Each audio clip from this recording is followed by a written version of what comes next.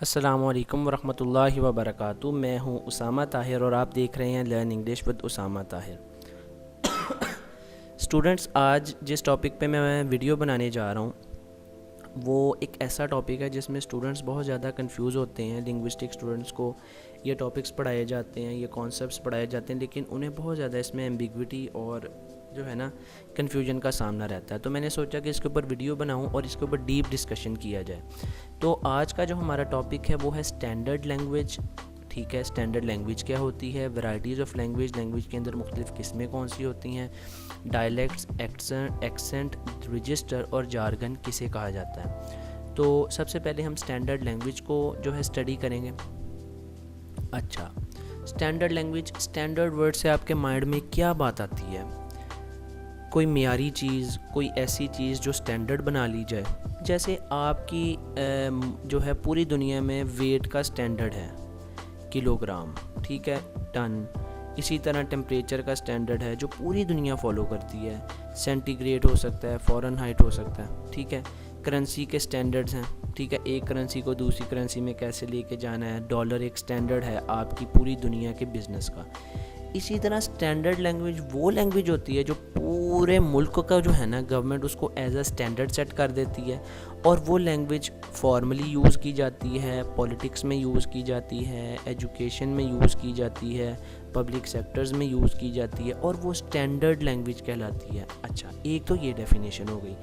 अब दूसरी डेफिनेशन ये है कि कोई भी ज़ुबान स्टैंडर्ड लैंग्वेज तब बनती है जब उसकी स्टैंडर्डाइजेशन प्रोसेस हो चुकी होती है। स्टैंडर्डाइजेशन प्रोसेस से ये मुराद होती है कि अगर उस ज़ुबान में डिक्शनरीज़ और ग्रामर बुक्स मौजूद हैं तो वो एक स्टैंडर्ड लैंग्वेज है, क्योंकि उस ज़ुबान पे इस कदर काम हो चुका है कि उसकी डिक्शनरी भी डेवलप्ड है और उसके ऊपर ग्रामर भी, यानी कि उसका यूजिंग सिस्टम भी पूरा आइडेंटिफाइड है, तो वो एक स्टैंडर्ड लैंग्वेज है। ठीक है, जैसे कि मुख्तलिफ क्रियोल या अंडर डेवलप्ड लैंग्वेजेस जो हैं वो स्टैंडर्ड लैंग्वेजेस नहीं होती, उनमें डिक्शनरीज नहीं होती, उनमें ग्रामर बुक्स नहीं होती।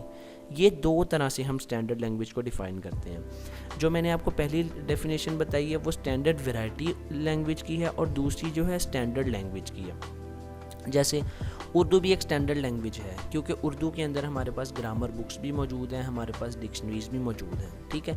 अब जो एक वैरायटी पूरे पाकिस्तान ने स्टैंडर्ड बनाई होगी वो स्टैंडर्ड लैंग्वेज वैरायटी होगी, लेकिन उर्दू इटसेल्फ एक स्टैंडर्ड लैंग्वेज होगी।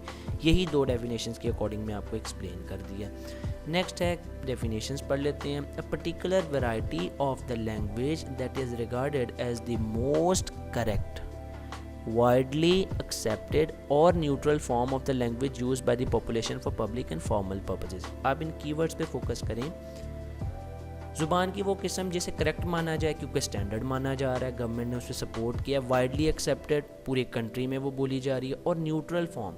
अच्छा, ये एक न्यूट्रल फॉर्म होती है, ये किसी ख़ानदान की ज़ुबान नहीं होगी, किसी सोशल क्लास की ज़ुबान नहीं होगी, किसी एक सूबे का लहजा नहीं होगा, किसी एक इलाके का लहजा नहीं होगा, बल्कि ये पूरे कंट्री में यूज़ होगी, न्यूट्रल फॉर्म होगी। इसको आप किसी ख़ास ख़ानदान, किसी रीजन, किसी इलाके, किसी एथनिसिटी, किसी सोशल क्लास, किसी भी चीज़ के साथ एसोसिएट नहीं कर सकते, ठीक है, क्योंकि ये एजुकेशन पूरे कंट्री में के एजुकेशन में यूज़ होगी, फॉर्मल एनवायरनमेंट्स में यूज़ होगी। कोई भी बंदा तकरीर करेगा तो उस अंदाज से ही करेगा, जो पंजाब में कर रहा है तो सिंध में भी उर्दू वैसे ही बोली जाएगी, ठीक है, स्टैंडर्ड उर्दू बोली जाएगी। और अगर वो नहीं बोलता तो उसको पसंद नहीं किया जाएगा कि इसका लहजा जो है वो स्टैंडर्ड से डेविएट कर रहा है, स्टैंडर्ड से जो है अलग थलग ये बोल रहा है। अच्छा, अब variety of language standardised and promoted by some authority. अब एक वैरायटी हुकूमत ने उठा ली कि हमने इस वैरायटी को, इस तरह की ग्रामर को, इस तरह की वोकैबुलरी वर्ड्स को हमने स्टैंडर्डाइज कर दिया, और फिर वो उसको गवर्नमेंट जो है, अथॉरिटी जो है, प्रमोट करती है हर फील्ड में वो चाहे एजुकेशन हो, पॉलिटिक्स हो, पब्लिक सेक्टर हो। A variety of language standardise and promoted by some authority, ठीक है, वो अथॉरिटी गवर्नमेंट है। The language which has gone through the process of, अब जो मैंने दूसरी आपको एस्पेक्ट में डेफिनेशन बताई कि ऐसी ज़ुबान जो इसमें स्टैंडर्डाइजेशन प्रोसेस हो चुका हो, यानी कि डिक्शनरी और ग्रामर बन चुकी हो, तो वो स्टैंडर्ड लैंग्वेज बन जाती है, स्टैंडर्ड लैंग्वेज कहलाती है। जैसे कि हमारे पास इंग्लिश जो एक स्टैंडर्ड लैंग्वेज है, फ्रेंच एक स्टैंडर्ड लैंग्वेज है, ठीक है, हमारे पास जो है हिंदी एक स्टैंडर्ड लैंग्वेज है। इसी तरह हमारे पास अरेबिक एक प्योरली स्टैंडर्ड लैंग्वेज है, जिसके अंदर आपके पास मल्टीपल डिक्शनरी बुक्स हैं, ग्रामर बुक्स हैं, ठीक है, ये चीज़ें हैं। Standard varieties in English. अब इंग्लिश के अंदर कुछ वैरायटीज़ हैं जो हर मुल्क ने अपने कंट्री के अंदर स्टैंडर्ड बनाई हुई हैं। वो कौन सी हैं? जैसे कि अमेरिकन इंग्लिश जो है, अमेरिका के अंदर एक स्टैंडर्ड वैरायटी है जो पूरे अमेरिका के अंदर जो है फॉर्मल एनवायरनमेंट्स में, पब्लिक सेक्टर्स में, एजुकेशन में, एकेडमिकली हर जगह पे उसे यूज़ किया जाता है। इसी तरह ब्रिटिश इंग्लिश जो है वो अपने सेक्टर्स में इसे यूज़ करते हैं। ऑस्ट्रेलियन इंग्लिश जो है सेम कॉन्सेप्ट है कि वो भी इसको अपने सेक्टर्स में यूज़ करते हैं। इंडियन इंग्लिश है, इंडियंस जो है अपनी इंग्लिश को एक वैरायटी बनाना चाह रहे हैं और वो चाहते हैं कि वो इंग्लिश के ज़रिए से ख़ुद को डिस्टिंग्विश कर सकें। और उनकी वैरायटी भी इसी तरह है कि उनकी एजुकेशन में वो इस वैरायटी को यूज़ कर रहे हैं क्योंकि उन्होंने इंग्लिश को जो है अपनी लैंग्वेज करार दिया हुआ है, ठीक है, ऑफिशियल लैंग्वेज है उनकी। तो इस तरह से वो उसको लेके जा रहे हैं। फिर आगे मैंने कुछ बातें लिखी हैं, consisting multiple dialects and registers. अब एक वैरायटी स्टैंडर्ड के अंदर बहुत से बोलने के अंदाज हो सकते हैं, रजिस्टर हो सकते हैं, सोशियोलेक्ट्स हो सकते हैं, वो हम बाद में स्टडी करेंगे। अच्छा, नेक्स्ट है न्यूजीलैंड में न्यूजीलैंड इंग्लिश है। Varieties in language. अच्छा, अब लैंग्वेज के अंदर वैराइटीज़ से क्या मुराद है? स्टैंडर्ड लैंग्वेज वैरायटी तो हमने पढ़ लिया। अब वैसे वैराइटीज़ क्या है स्टूडेंट्स? वैरायटी जो है ना, जो भी लैंग्वेज के अंदर वेरिएशन आएगी ना, वो वैरायटी कहलाएगी। चाहे वो वेरिएशन रीजनल लेवल पे हो, जियोग्राफिकल लेवल पे हो, सोशल लेवल पे हो, एजुकेशन कम ज़्यादा होने से हो, वो सारी वैरायटी कहलाएगी। अब स्टूडेंट्स मोस्टली कंफ्यूज कहाँ करते हैं, मैं वो भी आपको लोकेट कर देता हूँ। वो डायलेक्ट को, सोशियोलेक्ट को, आइडियोलेक्ट को और वैरायटी को, इन सबको मिक्स कर देते हैं, या वो वैरायटी और डायलेक्ट को तो ज़रूर मिक्स करते हैं। अब वैरायटी जो है ना, सीधी सी बात है कि वो एक बड़ी चीज़ है, बिगर अम्ब्रेला है, उसके नीचे फिर बाकी सारे कॉन्सेप्ट्स हैं। जितनी भी वेरिएशन आ रही है ना, उनके फिर अलग अलग नाम है कि अगर वो वेरिएशन रीजन के नाम पे आ रही है तो वो रीजनल डायलेक्ट है, ठीक है, सोसाइटी के नाम पे आ रही है तो सोशियोलेक्ट है, लेकिन है वो वैरायटी ही। यानी कि वैरायटी के बाद फिर आगे फर्दर आप कह लें कि आप उसको डिवाइड करते हैं, ये असल बात है। इसी तरह स्टैंडर्ड वैरायटी भी वो है जो वैरायटी गवर्नमेंट ने ले ली, होती वो भी वैरायटी है लेकिन वो स्टैंडर्ड वैरायटी होती है, बस यही फ़र्क है। बाकी फिर नॉन स्टैंडर्ड वैरायटीज़ रह जाती हैं, डायलेक्ट्स रह जाते हैं, रजिस्टर्स रह जाते हैं, सोशियोलेक्ट्स रह जाते हैं, डिफरेंट एक्सेंट्स रह जाते हैं, लेकिन होती वो सब चीज़ें वैरायटी ही है। स्टैंडर्ड लैंग्वेज खुद एक वैरायटी ही होती है ना, बस ये चीज़ आप समझ लें कि वैरायटी सब का जो है ना बिगर सबसे अम्ब्रेला है, ठीक है। वैरायटी एक टर्म है जो यूज़ की जाती है स्पेसिफिक लैंग्वेज फॉर्म्स के लिए, न्यूट्रल टू। ये नहीं सोचा जाता कि वो डायलेक्ट है, वो एक्सेंट है, रजिस्टर है, या वो प्रेस्टीज लेवल स्टैंडर्ड लैंग्वेज है। ये सब चीज़ें वैरायटी के अंदर ही फॉल करेंगी, ये असल समझने की बात है। Variety is set to be having any variation whether on region, social class. किसी भी क्लास के ऊपर, रीजन लेवल के ऊपर, फील्ड लेवल के ऊपर लैंग्वेज में फ़र्क आ रहा है तो वो एक अलग से वैरायटी ही कंसीडर होगी, यानी कि वो वैरायटी के अंदर ही हम स्टडी करेंगे। ये कुछ चीज़ें जो हैं याद रखने के लिए बहुत ज़्यादा ज़रूरी हैं वैरायटी के हवाले से, वो ये हैं कि variety is a broader term. Variety को आप एक छोटी चीज़ ना समझेंगे, ख़ास वैरायटी है, बल्कि आपकी जो है स्टैंडर्ड लैंग्वेज भी एक ख़ुद से वैरायटी है, डायलेक्ट्स भी डिफरेंट वैराइटीज़ में फॉल करते हैं, उनकी सब कैटेगरीज़ हैं, ठीक है। और सोशियोलेक्ट, सोशल क्लासेस पे जो आपकी ज़ुबान में फ़र्क आता है, जैसे अमीर जो है और तरह से बोल रहा है, लेबर की ज़ुबान और तरह से, ये सब वैराइटीज़ ही में फॉल करते हैं। Variety can be use for standard language, standard variety of the language. अब आपने कंफ्यूज नहीं होना कि स्टैंडर्ड लैंग्वेज कोई हवाई चीज़ है, वो भी एक वैरायटी है जो गवर्नमेंट ने एक्सेप्ट कर ली है, ठीक है। Variety can be use for any dialect, sociolect, idiolect, ये सब चीज़ें मैं आपको बता चुका, ठीक हो गया। डायलेक्ट क्या होता है बेसिकली? अच्छा, वैरायटी का ना ज़्यादातर रोल जो होता है ना, वो रिटन में ज़्यादा आप एस्पेक्ट देखते हैं कि यार ये रिटन वैरायटी में डिफरेंस आ रहा है, लेकिन जब हम डिफरेंस जो है या वेरिएशन सिर्फ जो है ना स्पोकन लेवल पे जब स्टडी करने लगते हैं ना, यानी कि बोलने के अंदाज़ में, साउंड में क्या फ़र्क है, बोलते हुए स्ट्रक्चर में क्या फ़र्क है, तो उसको फिर हम डायलेक्ट कहते हैं। होती ये भी वैरायटी की एक सब फील्ड ही है ना, लेकिन ये स्पोकन से रिलेटेड है ज़्यादा। स्पोकन से मुराद क्या है कि आपकी बोलने का अंदाज़ आपके इलाके के फ़र्क की वजह से बदल सकता है, आप किस सोसाइटी के किस हिस्से से बिलोंग करते हैं, अमीर हैं, गरीब हैं, एजुकेटेड हैं, अनएजुकेटेड हैं, ये सब चीज़ें, आपको प्रोफेशन क्या है, वो सब चीज़ों से आपकी ज़ुबान में फ़र्क आता है। जैसे एक लेबर है ना, उनकी उर्दू बोलने का अंदाज़ भी बहुत ही थिक होता है, मिडिल क्लास की उर्दू डिफरेंट होती है, इसी तरह अपर क्लास की उर्दू बिल्कुल ही जो है डिफरेंट होती है, ठीक है। फिर अगर आप फैसलाबाद में अंदाज़ा लगाते हैं, फैसलाबाद की उर्दू डिफरेंट है, गोजरे की डिफरेंट है, सरगोदे की डिफरेंट है, ठीक है। चनियोट के बोलने वालों का अंदाज़ डिफरेंट है, चनियोटी शेख को कभी आप बोलते देखिए आपको फ़ौरन पता चल जाता है। फैसलाबादी की उर्दू डिफरेंट है, लाहौर की आपको उर्दू डिफरेंट महसूस होगी। अब ये सब चीज़ें रीजन की बेस पे आ गई, और अगर सोशल क्लासेस की बेस पे आई तो वो सोशियोलेक्ट यानी कि सोशल डायलेक्ट कहला देगा। होगा वो भी स्पोकन वैरायटी में ही डिफरेंट, थोड़ा बहुत ग्रामर का फ़र्क होगा, साउंड का फ़र्क होगा, ठीक है, ये छोटे मोटे फ़र्क हो सकते हैं, ठीक है। अब देखें, a dialect is a language use by the people of specific area, किसी ख़ास एरिया के लोगों के बोलने का अंदाज़, क्लास, डिस्ट्रिक्ट और एनी अदर ग्रुप। कोई ऐसा ग्रुप हो सकता है जैसे फॉर एग्ज़ाम्पल स्टूडेंट कोई ग्रुप है, उन सब का एक ख़ास ही लैंग्वेज बोलने का अंदाज़ होगा, ठीक है। The term dialects involve the spelling, sounds, grammar and pronunciation. इसमें थोड़े बहुत स्पेलिंग डिफरेंसेस आ सकते हैं इंग्लिश लेवल पे, साउंड का डिफरेंस आ सकता है, हल्की फुल्की ग्रामर का फ़र्क आ सकता है, जो एक ग्रुप खुद को डिस्टिंग्विश करने के लिए यूज़ करेगा। ये ज़्यादा वैसे स्पोकन से रिलेटेड होता है, साउंड से रिलेटेड इसमें फ़र्क होते हैं। एग्जाम्पल्स ऑफ डायलेक्ट, जैसे कि अब मैं एक सेंटेंस पढ़ूंगा जिसमें हमने डायलेक्टल डिफरेंस को स्टडी करना है, जैसे we save, huck we save, jump up and crack your heels, that's the good old Cairo at least, I just know it. अब ये देखें, आपको एक फील आया कि यार ये लैंग्वेज थोड़ा डिफरेंटली बोल रहा है, ठीक है, ये डायलेक्ट के ऊपर जो है ना लैंग्वेज डिफरेंस आ रही है इलाकाई फ़र्क की वजह से। जैसे वी आर सेव की जगह ये कह रहा है we is save, grammatical difference आ गया। हक वी से, वही बात दोबारा। Jump up and crack your heels, अब योर हील्स को योर हील्स, ठीक है, ये आपकी प्रोनंसिएशन पे डिफरेंस आ गया। अभी देखें दैट्स ग्रेट, दैट्स ग्रेट को दैट्स ग्रेट, ठीक है, यहाँ पे प्रोनंसिएशन डिफरेंस आ गया। ऑल को ऑल, ठीक है, यहाँ पे आप देख रहे हैं। कायरो एट लास्ट, अब रिडक्शन आ गई। एट लास्ट टी जो है इसने ख़त्म कर दिया। आई जस्ट को आई जस्ट नोज इट, आई के साथ नोज नहीं आता होता, नो आता है, एस नहीं आता, यहाँ पे ग्रामेटिकल डिफरेंस आ गया। अब ये बोलने में है ये ज़्यादा, ठीक है, ये स्पोकन में आप इसको करते हैं। वैरायटी में आपके रिटन एस्पेक्ट्स ज़्यादा देखे जाते हैं, लेकिन डायलेक्ट जो है ज़्यादातर, डायलेक्ट के लिए कीवर्ड है स्पोकन, सीधी सी बात है। डायलेक्ट है तो वो स्पोकन होगा, वो बोलने का अंदाज होगा। अब आप देख रहे हैं आई जस्ट, हालांकि जस्ट होता है, नो होता है, इसने नो लिखा है, आई के साथ तो नो लगेगा ना, ये सब चीज़ें हैं, यही डायलेक्ट का डिफरेंस है। हक I'll take the piano and go see him, it might be, you know, it might not be, you know, ये ठीक है। reckon I have, अब नेक्स्ट हमारे पास जो पैसेज है वो हम पढ़ते हैं। reckon I have almost died first year I come to school and at them he can fox say pass them pour them over the school side of the fence।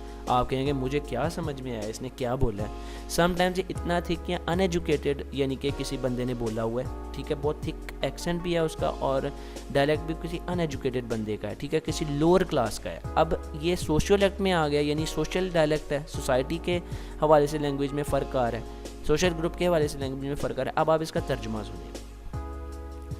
I suppose I have the first year I came to school and ate those pecans। अब eight लिखा था, हमें कुछ समझ में नहीं आ रहा था। I almost died। Some people accuse him Mr. Redleaf of poisoning them। अब ये poison जो लिखा है ना, ये poisoning था। And keeping them, ये M जो लिखा है ना, ये keeping them, ये रिडक्शन हुई है।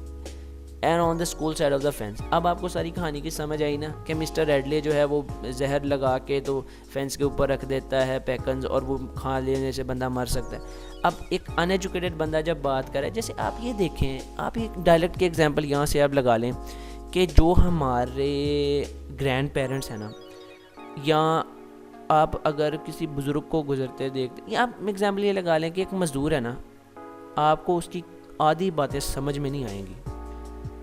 अगर वो आपके इलाके का नहीं है ना, और आप इसको घर पे काम के लिए रखा है और वो है किसी और ही इलाके का, आपको आधी बातें समझ में नहीं आएंगी। उसकी पंजाबी आपकी पंजाबी से एंटायरली डिफरेंट होगी, आपको कई चीज़ों की उसकी समझ में ही नहीं आएगा ये क्या बोल रहा है। डायलेक्ट डिफरेंस ही वहाँ पे आ रहा होगा, और वो डायलेक्ट डिफरेंस रीजनल भी होगा, यानी कि उसके रीजन फ़र्क होने की वजह से भी उसकी लैंग्वेज में फ़र्क होगा, और उसकी सोशल क्लास आपकी सोशल क्लास से बहुत ज़्यादा डिफरेंट है। वो बहुत ज़्यादा गरीब है, वो लोअर क्लास में से है, आप मिडिल हैं या अपर मिडिल हैं, इससे बहुत ज़्यादा फ़र्क आएगा। तो ये सोशल डायलेक्ट कहला देगा। यानी डायलेक्ट के अंदर दो आ जाते हैं ना, सोशल डायलेक्ट आ जाता है जिसे सोशियोलेक्ट भी कहते हैं, और डायलेक्ट सिंपल रीजनल डायलेक्ट जो रीजन की बेस पे डिफरेंस आ जाएगा। नेक्स्ट है डिफरेंट इंग्लिश डायलेक्ट्स कौन से। अब इंग्लिश के अंदर मुख्तलिफ डायलेक्ट्स होते हैं, जैसे कॉकनी इंग्लिश, जैसे मैंने आपको बताया मज़दूरों की इंग्लिश आप कह सकते हैं, यानी कि वर्किंग क्लास लंडनर्स जो है ना, लंदन में जो काम करने वाले छोटे पेशे वाले लोग हैं, उनकी कोंकणी इंग्लिश है। वो ये मतलब कहने का कि आप ये कह लें कि स्टैंडर्ड से बहुत ज़्यादा डेविएटेड होती है, इसको प्रेस्टीज नहीं मिलती, इज़्ज़त नहीं मिलती।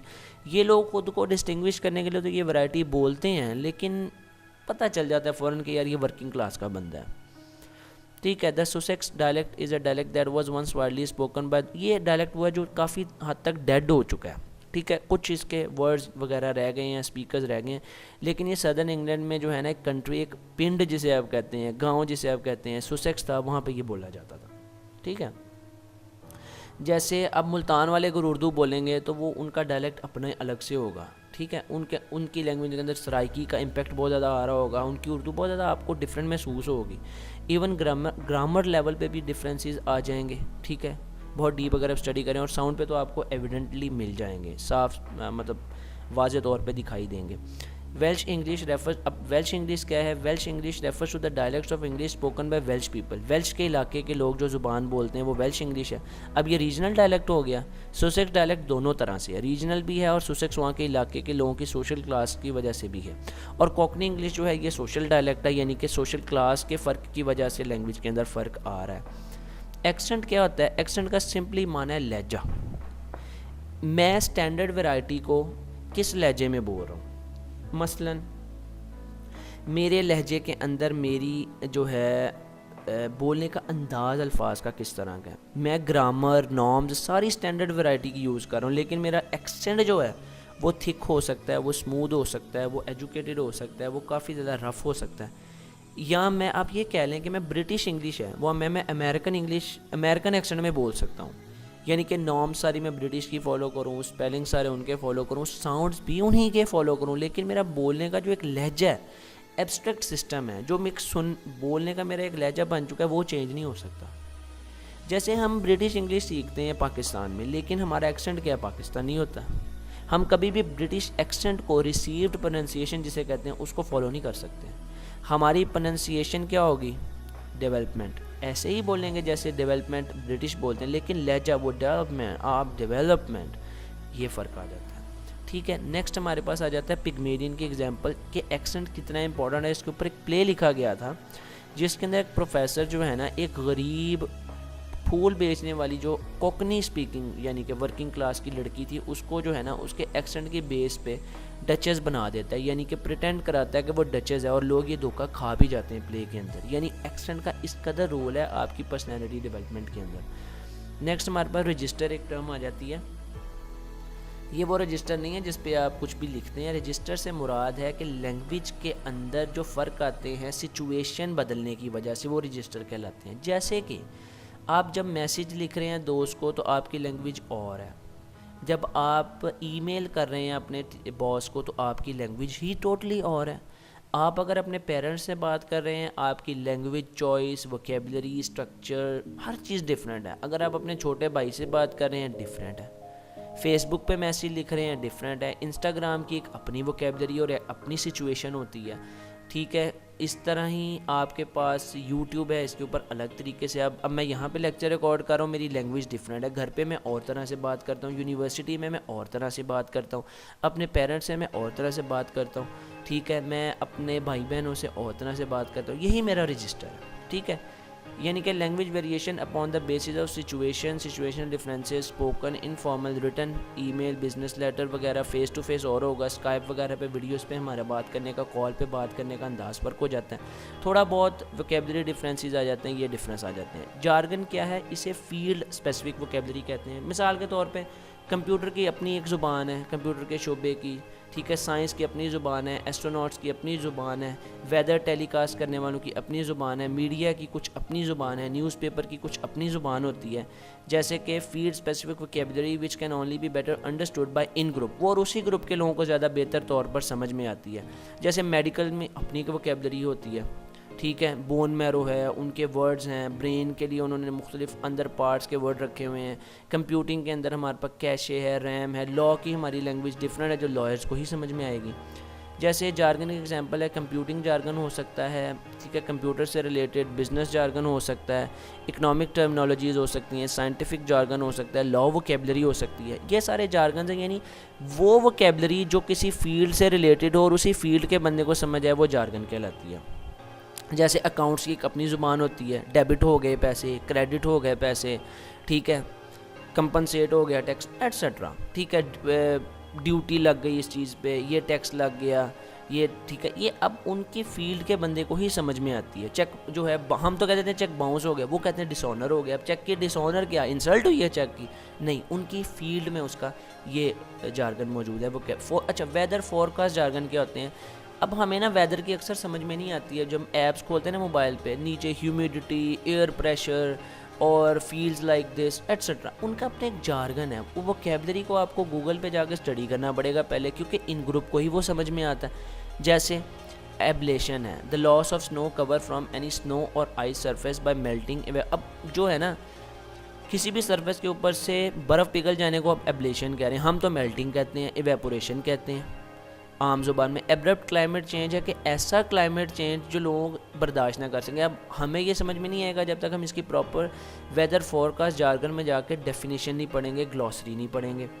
नेक्स्ट हमारे पास आ जाता है absolute humidity, the actual weight of water vapours within a unit of volume of air. आपको प्रॉपर डेफिनेशन है। एब्सोल्यूट ज़ीरो, अब हमें क्या पता है एब्सोल्यूट ज़ीरो क्या है भाई? एब्सोल्यूट जीरो से मुराद है द लोएस्ट टेम्परेचर पॉसिबल।